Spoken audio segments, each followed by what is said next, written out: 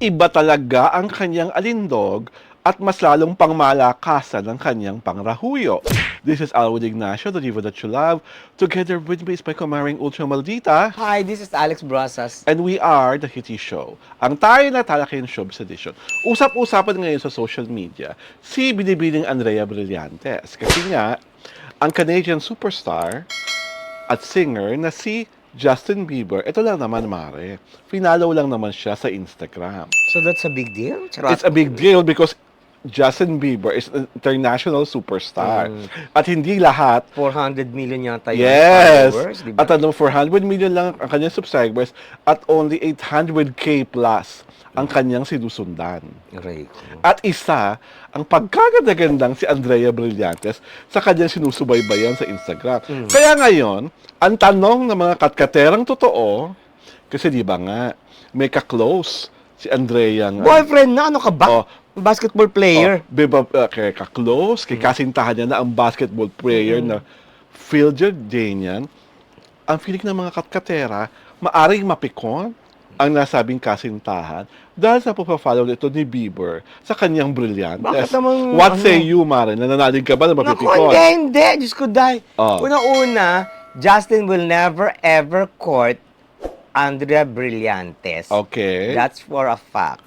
Okay. Number 2, he will never reach out to Andrea Brillantes. Sabi mo yan, ha? Oo. Okay. He will never, I mean, pwede yung ano lang yon, yung hi and hello sa ano.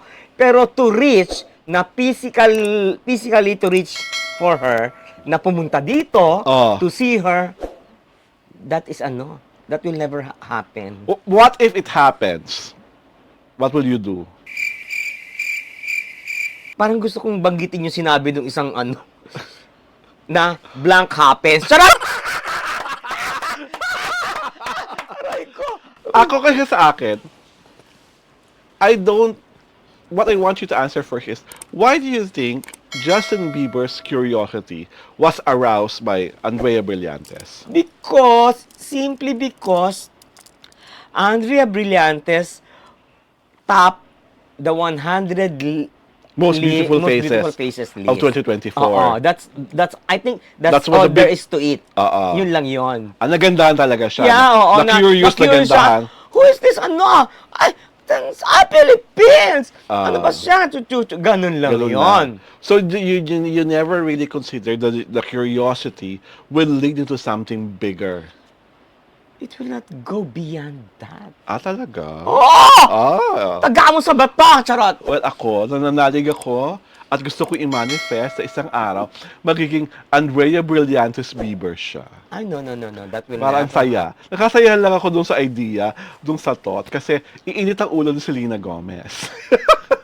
Ay, who is she compared to Selena Gomez? Siyempre, international star At si Selena Gomez. mas lalong iinit ang ulo ng present jowa at Andrea. present jowa ni Justin Bieber. Si Hailey Baldwin Bieber, Oo. na may anak na siyang isang batang lalaki. Nabasa mo ba yung mga articles about Selena Gomez? Mhm. How is she is? My God. Siya, parang ang niya, parang close to $1 billion na yung kanyang asset and dahil she lives in a very modest apartment. Oh, that's Tapos good.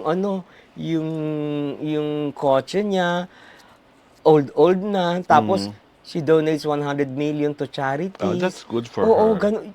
Nabasa ko, wow, this is Selena Gomez. Nakakatuwa yung ganung mga ginagawa. Oo, tapos Diba? parang there was one time I read also na parang she doesn't change her yung bodyguard niya. Kasi parang may istorya na parang pinagtanggol siya nung araw, yung ganun, parang ganun. Ewan ko if I remember it right, pero parang ganun yung intindi ko. Basta ang alam ko, si Justin Bieber may pagkalaki-laking asset na minsan Bushy? Charot! bushy asset na girty pa. Ay, Na girty. minsan ay naibuyang-yang niya na hindi sinasadya at nakuna ng mga mahuhusay na paparazzi sa ibang bansa. So, wala lang iba pwede masabi. Sabi naman, saan na mapupunta ito?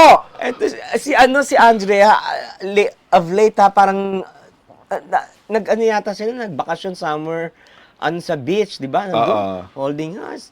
Hala, ano sila, parang, Ni Sam. oo, ni Sam, parang, okay, I'm just giving you a little over a year, and goodbye sa mga fungi. Charot!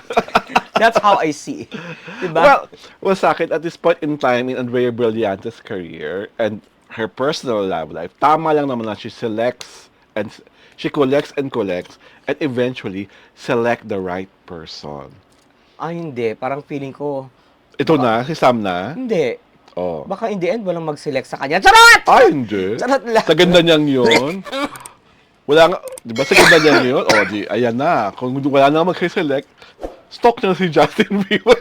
Aray ko, Diyos ko. Pero ano yun na, parang wala bang pinalo na Pilipino si Never. Justin Bieber? Wala. Talagang siya lang Kaya ang laking big Oo. big deal. Siya lang ang Kasi siya lang talaga, yun nga, arouse ng curiosity ni Justin Bieber. Ibig sabihin, kung ano man yung mga type ni Justin sa Nakuha. isang babae, may quality si Andrea that made him follow this petite little girl. Tandaan mo, lahat ng mga ex ni Justin ay petite little girls. Si Selena, si Hailey, yung asawa niya ngayon, mas maliit sa kanya. Yung ganong hulmahan na petite, curvaceous, yun ang mga type ni Justin. So kung ito man po So, ay parang mauwi- parang prelude to a future a future guitar, yung sinasabi mo? prelude My to a God. future rendezvous. Diyos ko. Diba? I hope it's just a rendezvous. Charot! Well, at least, di ba, nalalagdagan na experience ni Andrea sa Hindi. aspektong yun. If the rendezvous happens, saan siya? Mangyayari dito sa Pilipinas ba? Sa abroad ba? I think it's more of abroad. More of abroad Oo. para mas Mas discreet. mas Charot! discreet. Pero knowing Andrea, ipapost niya talaga yan. knowing Andrea, Oo. popost niya yan. Oo. Kahit yung pumunta sila sa Amanpulo, popost ni Andrea yan. Diyos ko, dahil. Justin Bieber yun, no? Oo. Di Diba? ba? So, wala namang masama kung sakaling mangyari yun. At saka kahit naman hindi i-post si Andrea makukunan sila kung if ever ano yung rendezvous nila, di ba? Lalo na, ang galing ng mga paparazzi sa paparazzi sa Hollywood. Oo. Di ba? Diyos ko. Di ba yung nangyari, isa dito nung kay Justin, di ba? Yung kanyang Naked Truth incident.